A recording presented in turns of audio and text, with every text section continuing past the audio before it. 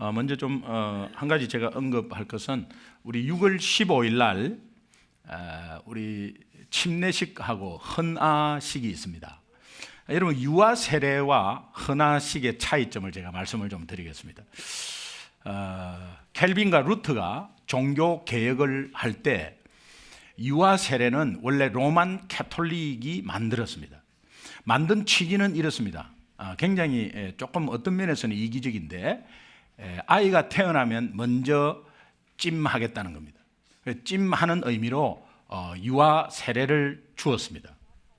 원래 성경적인 세례라는 침례나 세례는 구원받은 확정을 가지고 내가 한 공동체가 되겠다는 그 구원받은 내 마음의 그 확신의 표시를 행위로 나타내고 그 다음에 한 공동체가 되겠다는 그런 고백이거든요. 그런데 이제 어린아이의 판단력이 없을 때 유아 세례를 준다는 의미는 세례의 의미에 부적합합니다. 성경적으로도 부족합니다. 그러나 제가 기존 장로교회나 지금 하고 있는 유아 세례가 틀렸다, 잘못됐다, 이런 뜻이 아닙니다. 단지 켈빈과 루트는 유아 세례만을 받아들였습니다. 그 외에 취지를 다르게 하면 되지 않겠나 해가지고 받아들였습니다. 그러나 단지 그 원취지는 찜하기 위해서 한 취지입니다. 그런데 아이에게 세례를 준다는 그 유아 세례는 부모의 믿음을 보고 주는 거거든요. 그러나 그 세례라는 그 안에 들어가 있는 말 자체가 성경적으로 맞지 않아요. 그래서 헌화식이 맞습니다. 아이가 판단력이 없을 때 부모의 믿음을 보고 부모님이 하나님께 온전히 이 아이를 맡겨드리겠습니다라는 헌신의 고백이 헌화식입니다. 이것이 맞습니다. 거기에 세례라고 붙으면 이게 차원이 다릅니다. 그래서 뭐 이미 계속 해온 것은 해온 거지만 저희 교회는 유아 세례보다 헌화식이라 해서 부모님이 나오셔서 이제 앞으로는 이렇게 하려고 합니다. 부모님이 자녀에게 쓰는 편지를 읽는다든지 하나님께 감사의 고백을 한다든지 간증문을 읽는다든지 이렇게 해서 헌화식을 하도록 하겠습니다. 혹시 아직까지 헌화식을 못 드린 부모님이 계시면 꼭 신청해 주시면 좋겠습니다. 제가 그 차이점을 간단히 말씀을 드렸습니다. 저는 지난 주일날 이제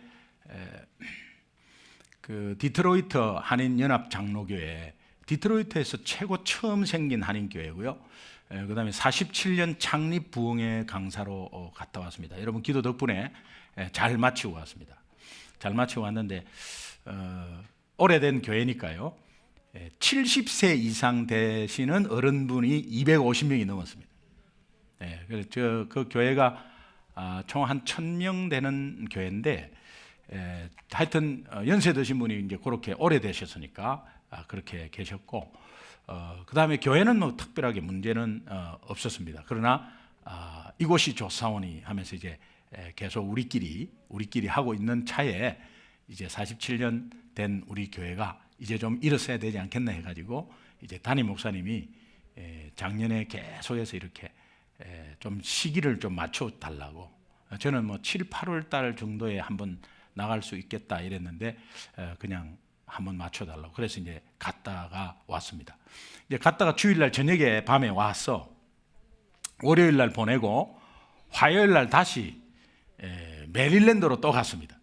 주중에 저희 아들 대학 졸업식에 제가 주중에 갔다 왔습니다. 갔다 왔는데 저는 이제 메릴랜드에 처음으로 미국에 들어왔고, 이제 거기에서 우리 아이가 지금 이제 대학 졸업한 아이가 초등학교 때 왔기 때문에 이제 거기서 자라서 이제 거기서 대학을 이제 메릴랜드 주립 대학을 들어갔어요.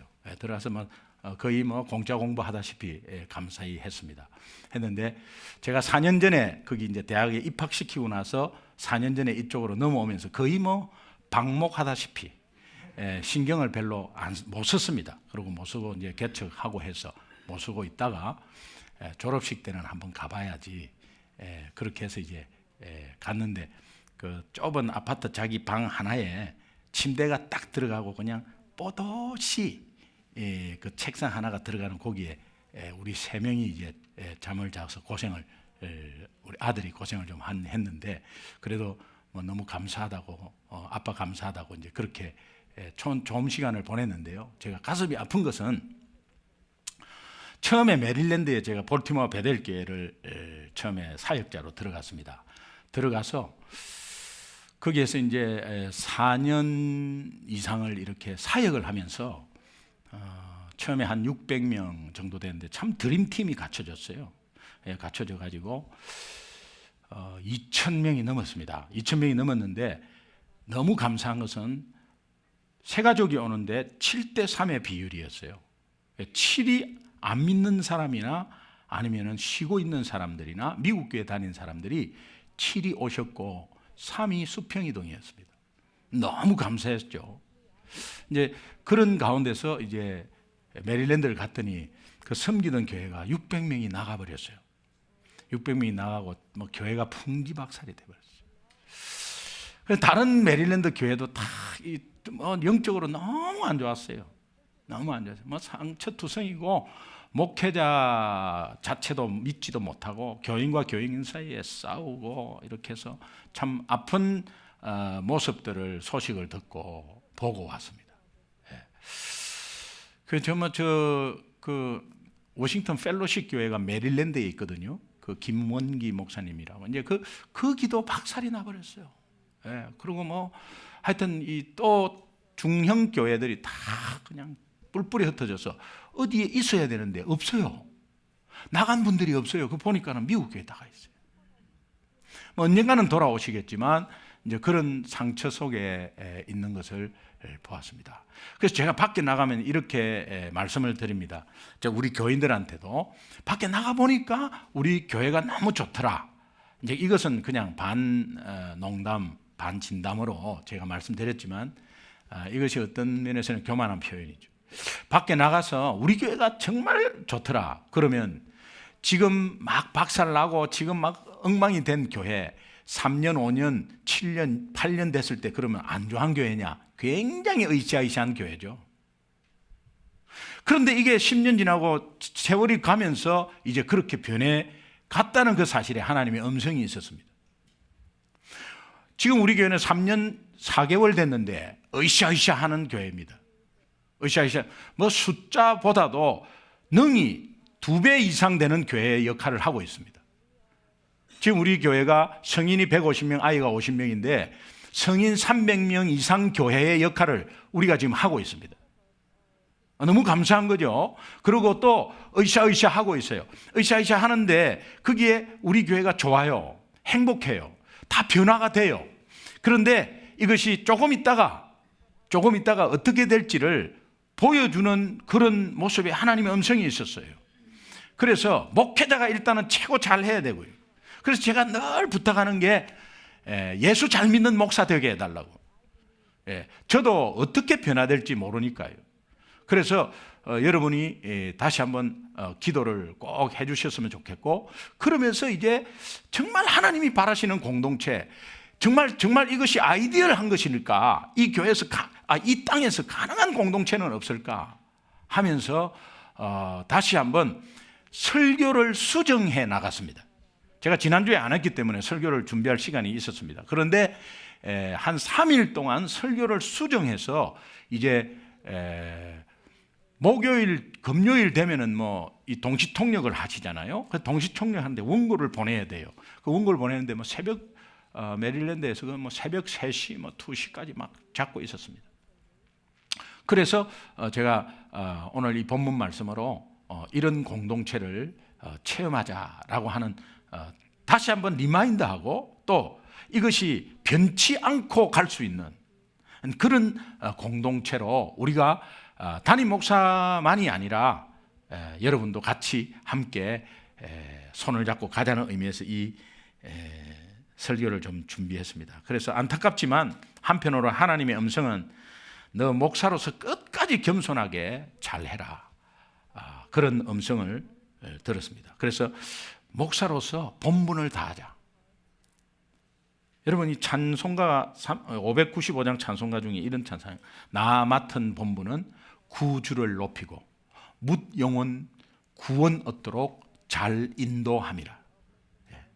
나 맡은 본분은 구주를 높이고 묻 영혼 구원 얻도록 잘 인도함이라. 이 본분이 다시 한번 퇴색되지 않도록 제가 하나님 앞에 결단하는 시간이 있었습니다. 여러분, 상처 가운데서 밖에서도 상처받았는데 교회 안에서 상처받으면 너무 억울하지 않습니까? 예수 없는 곳에서 상처가 있는데 예수 있는 곳에서 상처가 있다면 너무 억울하지 않겠습니까? 그러나 이 땅에서의 상처는 피할 길이 없는 것 같습니다. 인간관계에서 상처는 피할 길이 없는 것 같습니다. 교회 안에서 상처를 안 받으면 좋은데 이 목사님들 때문에 상처받고 성도와 성도들 간에 상처받고,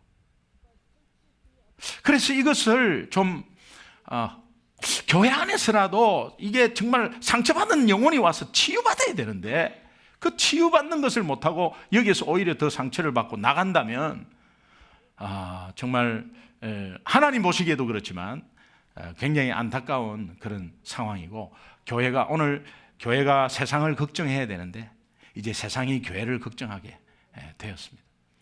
한국에서도 뭐 큰 대형 교회들이 법정에 다 서고 그러면서 앞으로 이런 검사가 이렇게 말했답니다. 앞으로 교회 이런 문제는 내한테 갖고 오지 마라.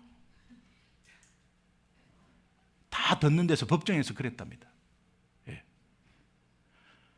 그분이 예수 믿는 분인지 하나님 안에서 해결하지 왜 이까지 갖고 오냐고 법정에서 그렇게 말했답니다.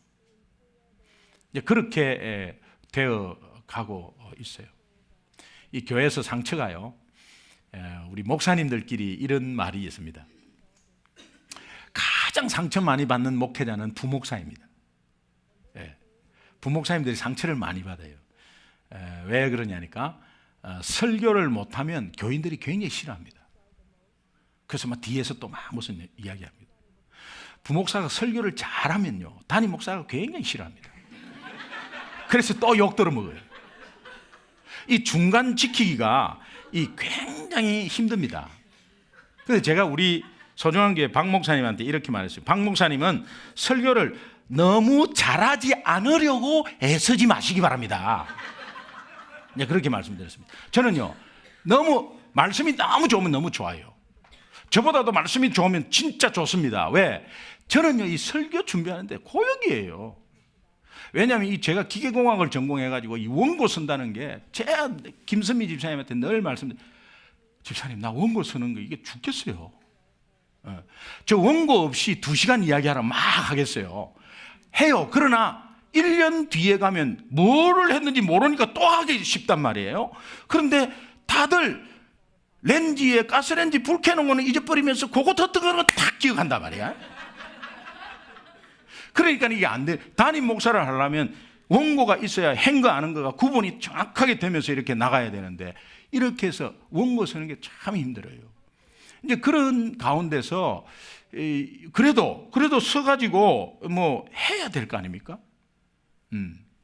그런데 이제 이 설교를 하는 가운데서도 뭐 제가 어렵지만 그래도 뭐 하기는 해요. 예, 하나님이 그래도 제가 집회 간 디트로이트 한인연합 장로교회 목사님이 서울대 나오셔가지고 사학과를 나오셨어요. 그러니까 자기는 글 쓰는 게 너무 좋대. 설교 100편도 쓰겠대요. 예, 설교 너무 좋대. 그리고 뭐 매 칼럼 쓰고 기고하고 너무 좋대요. 그래서 저는 뭐 그거 7색이다 그랬어요. 그러면서 집회를 하고 나서 그 목사님이, 저는 그 목사님 손을 잡고 목사님 너무 부러워요. 그래서 그 목사님이 저를 잡고 너무 부러워요. 왜? 순헛개비였다. 자기는 복음을 놓치고 있었다고 그렇게 또 서로 깨달았어요. 그런 걸 보니까는 제가 마음에 그래, 생긴 대로 놀자. 너무 잘하려고 막 애쓰고 노력해봐야. 예. 그래서 이 수준으로, 그렇기 때문에 부목사님들이 혹시 이런 문과 계통에서 와가지고 막 설교를 잘한다, 대환영입니다. 진짜. 예. 거짓말 같습니까? 대환영입니다. 저는 이제 그런 의미에서 볼 때 우리 교회 안에서 어떠한 부류도 어떠한 직분도 상처가 없었으면 좋겠다. 이제 그런 마음으로 오늘 본문을 보게 되었습니다. 예, 다윗이요, 생명의 위협 속에 사울을 피해서 도피하면서 그 마음에 엄청난 상처가 있었습니다. 그 상처가 있는 가운데서 피했던 두 공동체가 있습니다. 경험했던 공동체입니다. 이 공동체가 앞으로 훗날 다윗이 통일 이스라엘을 만드는데 결정적인 영향력이 있는 공동체입니다. 그래서 제가 이것을 가지고 사실은 이것을 이 방향으로 설교하지 않으려고 했는데 제가 이제 메릴랜드 가서 이렇게 느끼고 보고 하면서 좀 바꾸었는데 사실 이 다윗이 체험한 이 두 공동체가 오늘 우리 교회가 된다면 분명히 하나님이 주신 비전과 사명을 감당할 수 있겠다. 이제 그런 마음으로 여러분과 한번 은혜를 나누려고 합니다.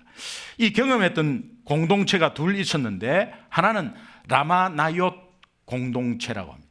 따라합시다. 라마나옅 공동체.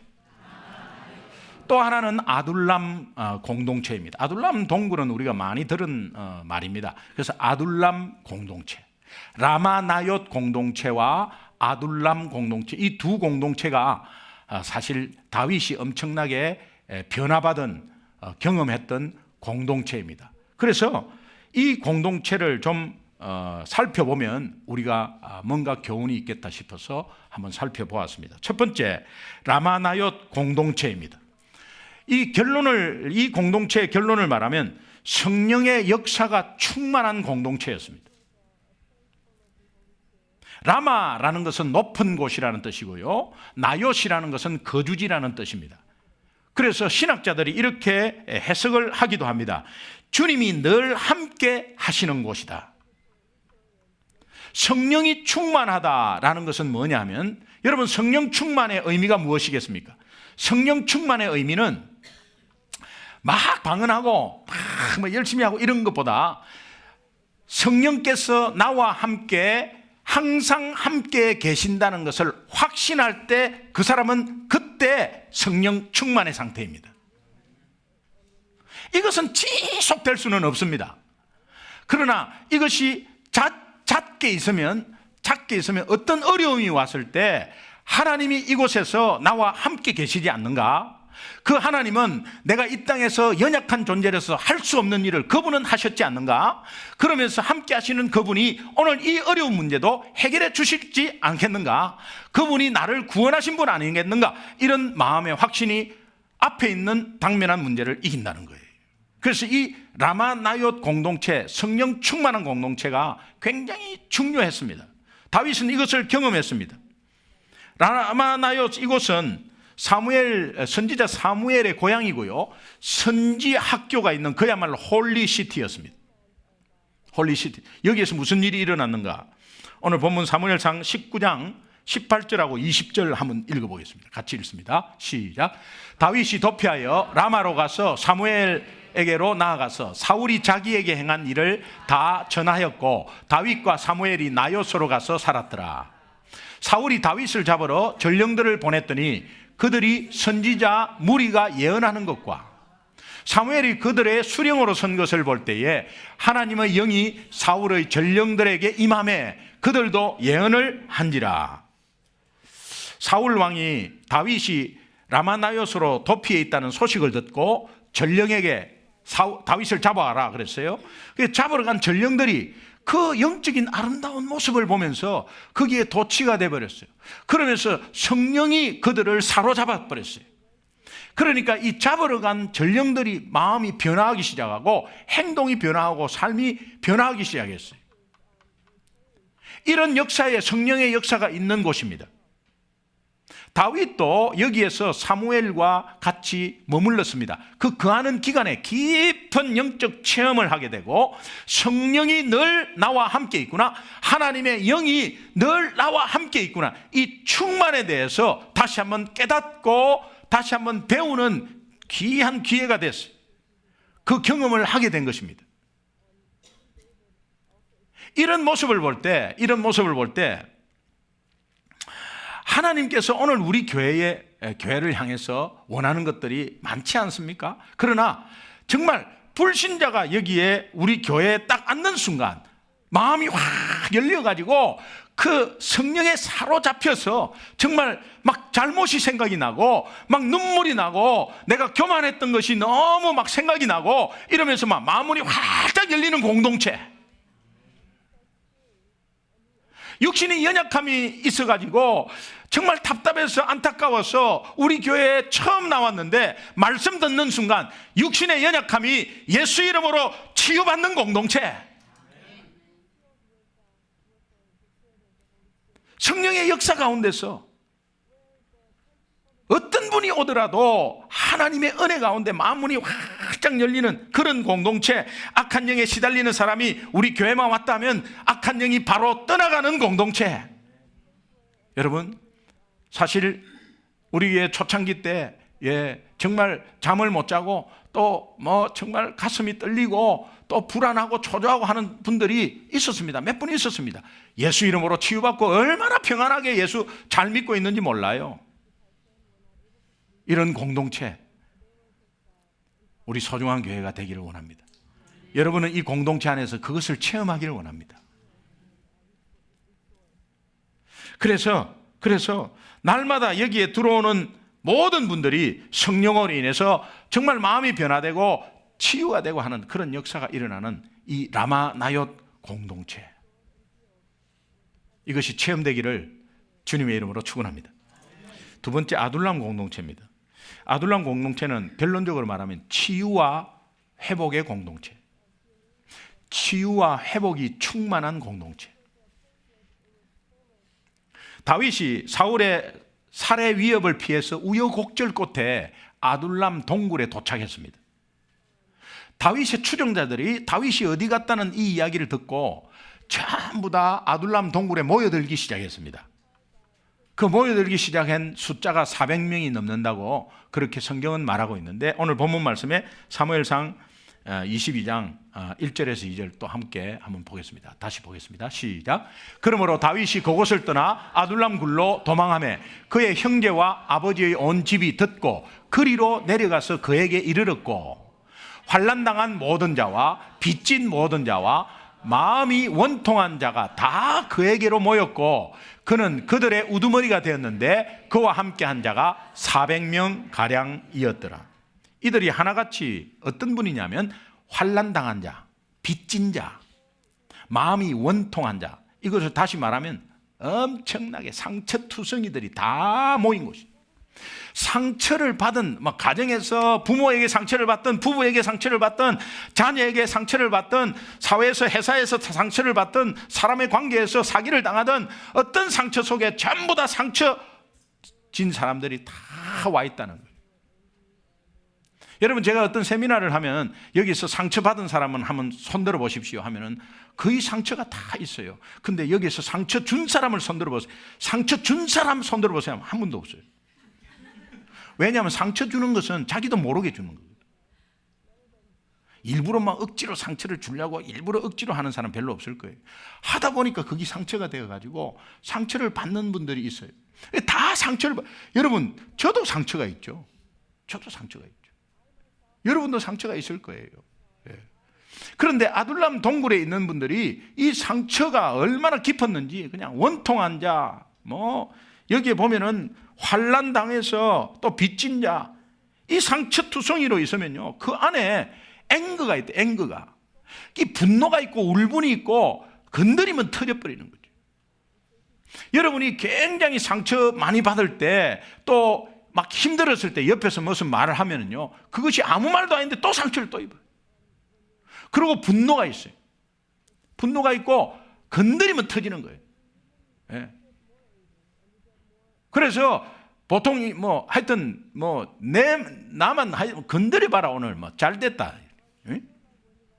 그래서 건드려봐라 셰리마 이렇게 됩니다. 우리 셰리마 집사님 계시죠? 여러분이 동굴이라는 환경 자체도 열악한데 거기에 모인 상처받은 사람들끼리 모였으니 얼마나 아침에 자고 일어나면 뭐 밥 먹는 것 같고 막 반찬 갖고 서로 그래하고 막 밥상 뒤집고 막 싸우고 또 말리고 뭐 그렇게 했겠죠 뭐. 동굴에서 또 싸우니까요 얼마나 소리가 크겠어요. 그리고 또 그냥 부부끼리 또 막 다 들린다. 여기 주랍이야 주랍. 와와와와. 누구 집이야 막 하면서 그냥 여기 벌컥 막 그렇게 했겠지. 다윗이 굉장히 힘들었을 것 같아. 그래도 다윗을 추종해 갖고 다 왔잖아. 굉장히 힘들었을 것 같아. 제가 여기서 이렇게 하나 느끼는 것은 상처를 치유받지 않고 그대로 있잖아요. 그러면 그 상처가 옆에 있는 사람한테 상처를 주는 독이 된다는 사실이에요.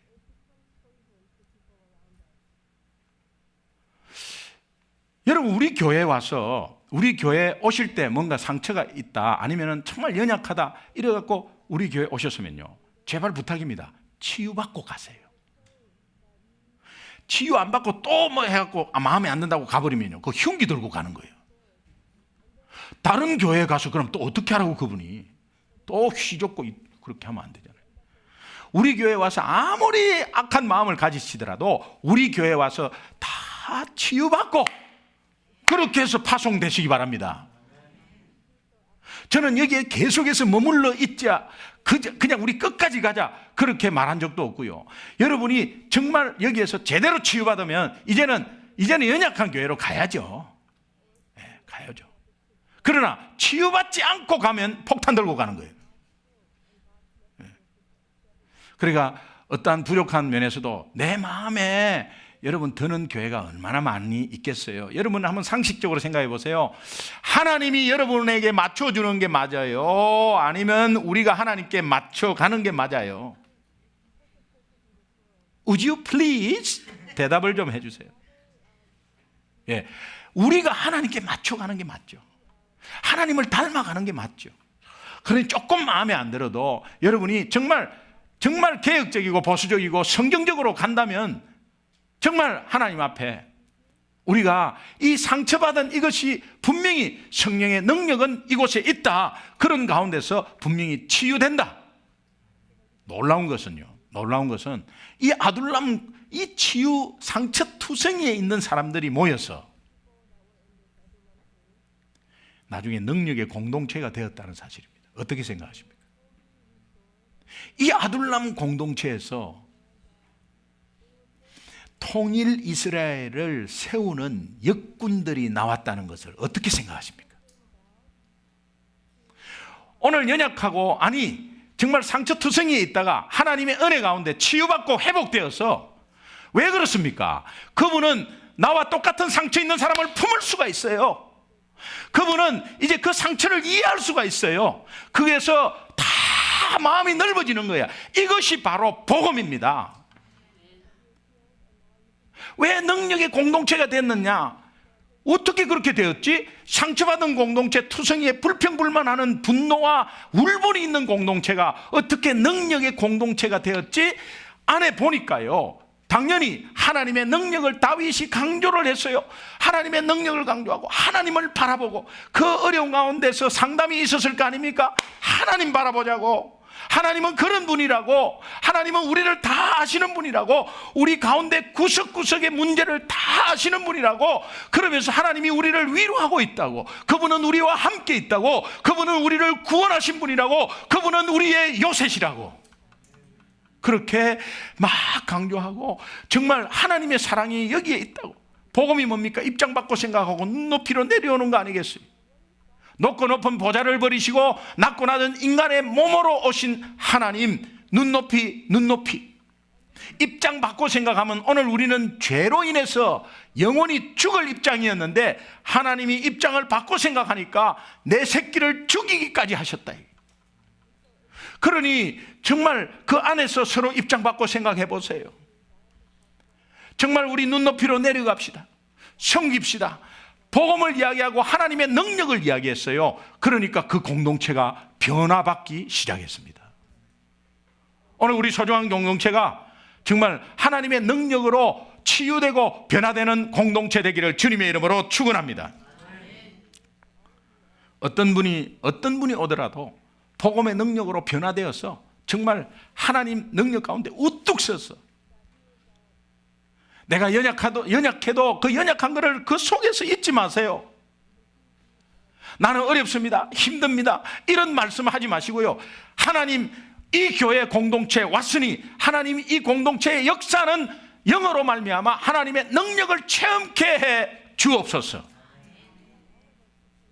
그래서 한 주간도 힘있게 파워있게 생활하는 거죠. 예. 그렇다면 우리가 이 두 공동체를 체험하기 원한다면 저는 꼭 해야 될 게 두 가지 있습니다. 간단하게 요약해 봤습니다.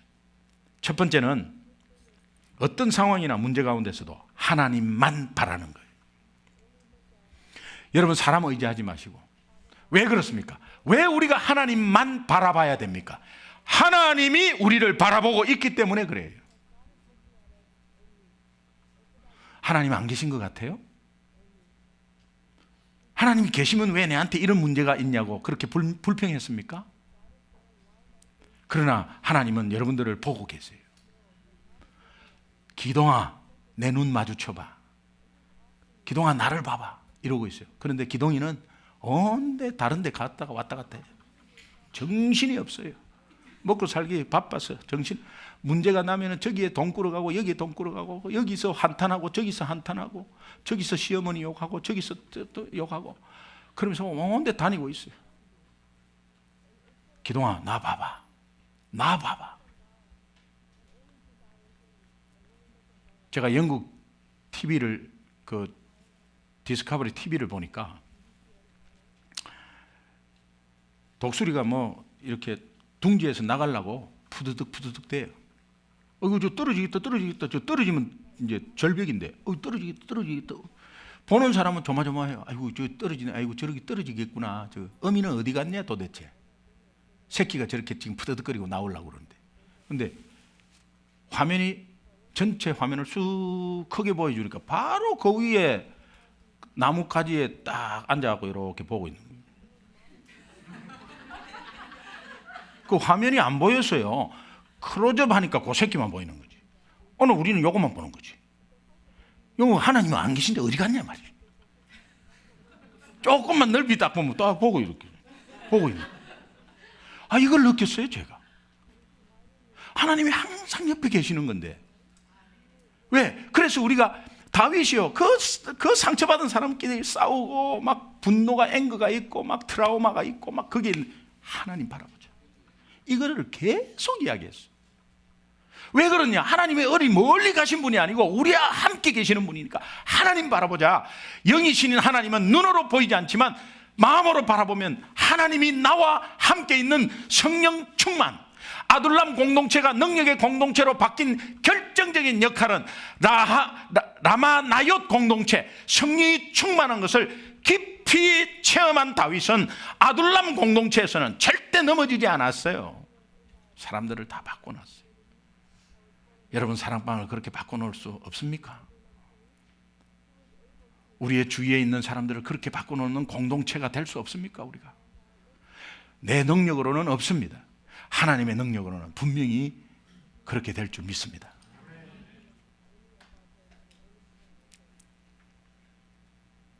독수리가 새끼에서 둥지에서 그 어미를 이렇게 보는 그런 성경 말씀은 많습니다. 그러나 신명기 32장 11절 12절 한번 보겠습니다. 이런 표현입니다. 같이 읽습니다. 시작. 마치 독수리가 자기의 보금자리를 어지럽게 하여 자기의 새끼 위에 너풀거리며 그의 날개를 펴서 새끼를 받으며 그의 날개 위에 그것을 엎는 것 같이 여호와께서 홀로 그를 인도하셨고 그와 함께한 다른 신이 없었도다. 아멘. 여러분, 사실 다윗만큼 상처가 많고 어려움이 많은 사람이 또 있었겠습니까? 예. 어느 목사님이 이런 질문을 하셨어요. 다윗이 골리앗과 싸울 때 만약에 물맷돌을 집에 놓고 왔다면 어떻게 됐을까? 다윗아, 나와라. 만군의 여호와 이름으로 나간다. 없는 거야. 이 돌려가지고 던져야 되는데 돌은 주었는데 물 맷돌이 없는 거야. 그래 없다. 그러면 이제 한 방 붙잖아요. 코피 터지고 골리앗한테 한 대 때리니 그냥 맞고, 그러면 갈비뼈 3대 나가고, 그러면서 52주의 전치에 3주 코마 상태로 있는 거예요. 그러다가 기적적으로 살았어. 그때는요 사울이 영웅 취급합니다. 우리를 위해서 이렇게 많이 다쳤단 말이야. 사울이 정말 굉장한 대우를 해줬을 거예요. 그런데요, 다윗이 한 것은 골리앗을 죽인 죄밖에 없어요. 아니, 사울을 블레셋에서 건진 죄밖에 없어요. 그런데 사울이 죽이려고 하는 거예요. 이해가 안 되는 상황이잖아요. 이게요, 이해가 안 되는 모순투성이잖아요. 아니, 다윗이 한 것은 골리앗을 죽이는 것밖에 없었어요. 그러나 그 적군을 죽였단 말이에요. 근데 그것 때문에 다윗이 왕자리가 뺏길 것 같아서 계속 죽이려고 따라다니는 거 아니겠어요? 오늘 우리는 나 저 사람 도와주는 것밖에 없는데 내한테 피해가 또 온다. 그러고 뒤에서 가십이 있고 말이에요. 난 단지 순수하게 도와주려고 했는데, 근데 말려 들어가갖고 막 엉망이 돼버린 거예요. 이런 억울한 모순투성이가 어디 있어요?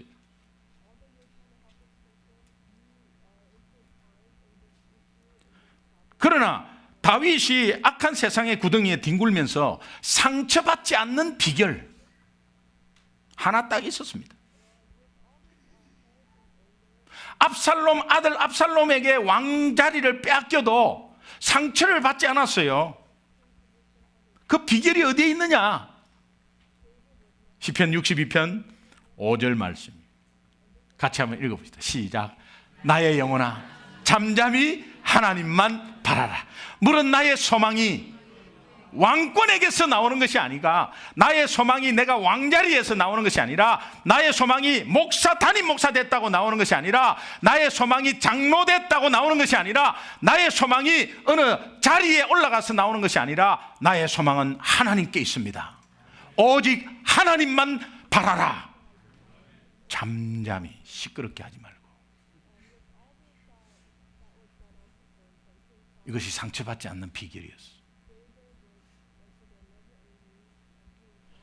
다윗이 절망의 구덩이 속에서 회복할 수 있는 용기, 사울이 변하기를 기다리고 있는 것이 아니었습니다. 그 못된 아들 압살롬이 회개하기를 기다린 것이 아니었습니다.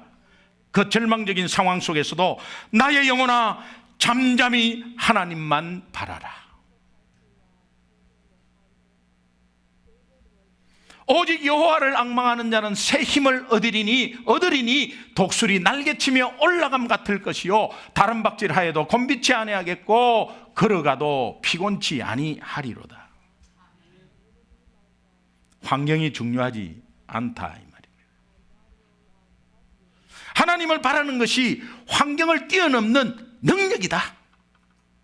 믿으시면 아멘. 우리가 라마나옳 아둘람 공동체 이 체험해야 됩니다. 이 체험하기를 원한다면 꼭 해야 될 것이 하나님 바라는 거. 두 번째는요, 우리의 관심사 바꿔야 돼요. 이제는 주된 관심사를 바꿔야 합니다. 다윗의 주된 관심사는 이스라엘의 회복이었어요. 그래서 주된 관심사 속에 분노가 있는 거예요. 이스라엘의 회복인데 골리앗이 하나님을 모욕하면서 이스라엘을 절망 속에 빠뜨리려고 그래?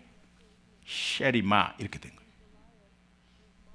그래가지고 거기에 분노가 내 힘으로 하는 것이 아니라 그 분노가 하나님의 에너지로 성령께서 하나님의 능력으로 바꿔주셨어요. 그래서 골리앗과 한판 붙어서 한 방에 가는 것입니다. 여러분의 분노는 어디에 있나요? 여러분은 어디에 관심이 있나요? 솔직히 일반적으로 말합시다. 돈 하다가 돈 사람은 굉장히 많습니다. 돈. 목사도 돈 때문에 가버리고, 다 돈 때문에 가버리고.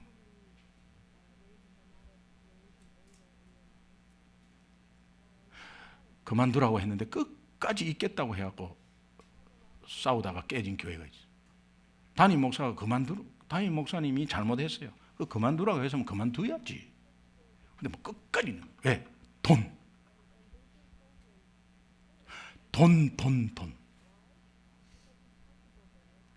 여러분, 이것이 우리의 주된 관심사라면 여러분이 돈에 연관됐다 분노가 확 일어난다. 내 관심사가 거기 있대. 주된 관심사에 분노가 있어요. 만약에 제가 먼저 말할게요. 헌금 이야기가 아닙니다. 예. 만약에 무슨 헌금을 작정해서 교회 또 돈 밝힌다. 또 이 없는 돈 탈탈 털어갖고 이 사람은 어디에 관심이 있네? 돈에 관심이 있기 때문에 그 돈이 내가 가지고 있는 돈을 자꾸 교회에서 요구하니까 그게 교회가 잘못됐다는 걸 막 화살을 내면서 자기는 돈에 관심이 있어서 분노가 있는 거예요. 돈을 내려놓은 사람은 분노하지 않습니다.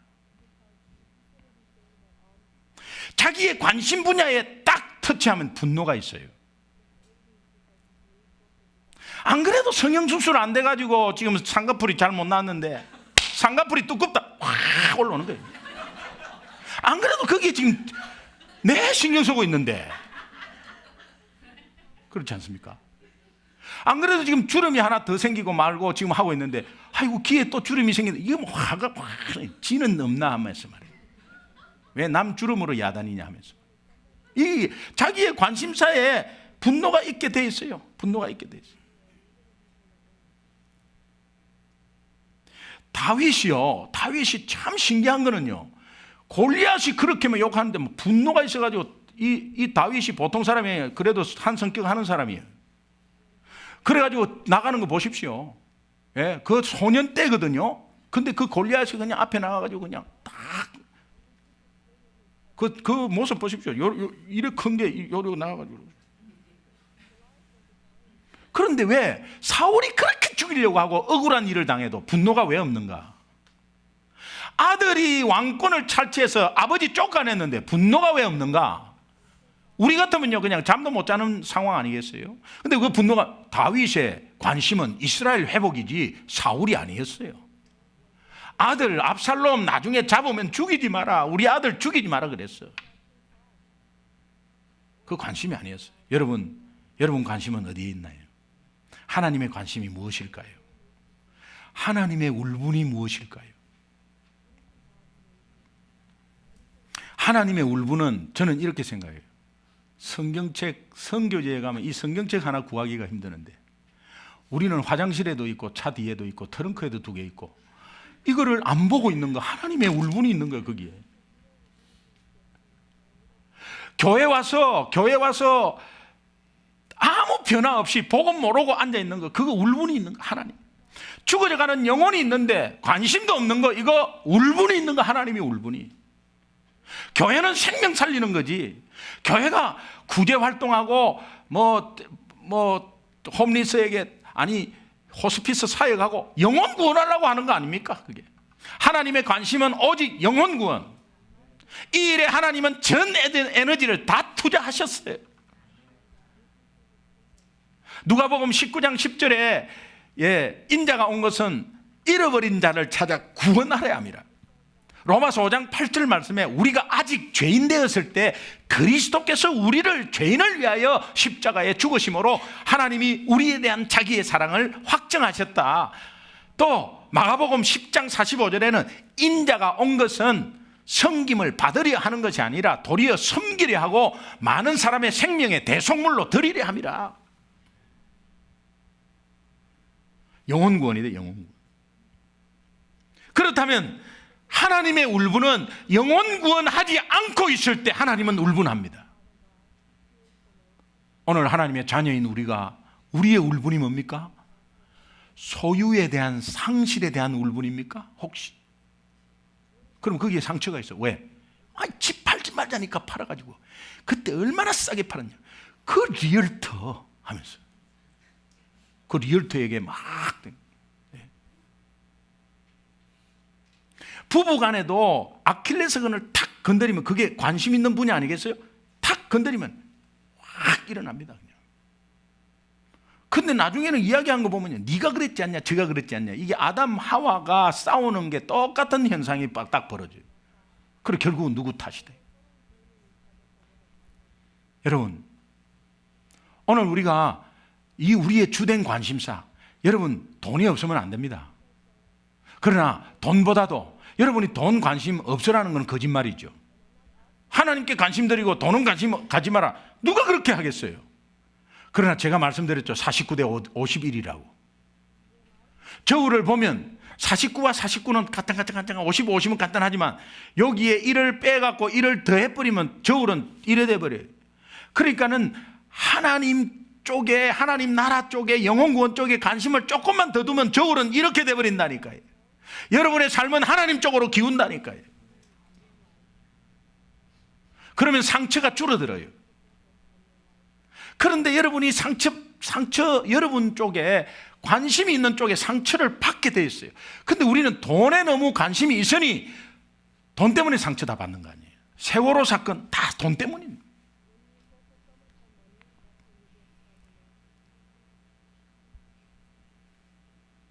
저는 아무리 잘생겼다 못생겼다 해도 상처받지 않습니다. 좋아하지 않습니다. 눈이 아무리 작다 절대로 상처받지 않습니다. 참고하십시오. 여러분, 우리가 하나님의 울분이 있는 곳에 관심을 가질 때 세상의 악한 사울이 나를 어떻게 할 수 없는 위대한 하나님의 사람이 될 줄로 믿습니다. 결론입니다. 오늘 우리 이제는 성령 충만한 공동체, 라마나옅 공동체를 체험하기를 주님의 이름으로 축원합니다. 우리 옆 사람하고 한번 건면하고 한번 축복하겠습니다. 이렇게 하세요. 성령 충만하세요.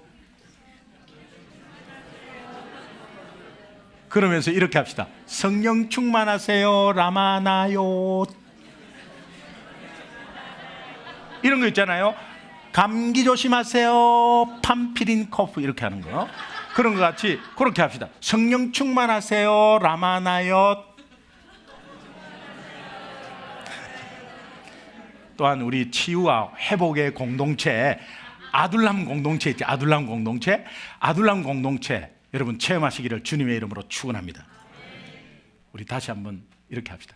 치유하고 회복되세요. 아둘람. 이렇게 시작 하세요. 좀 하세요.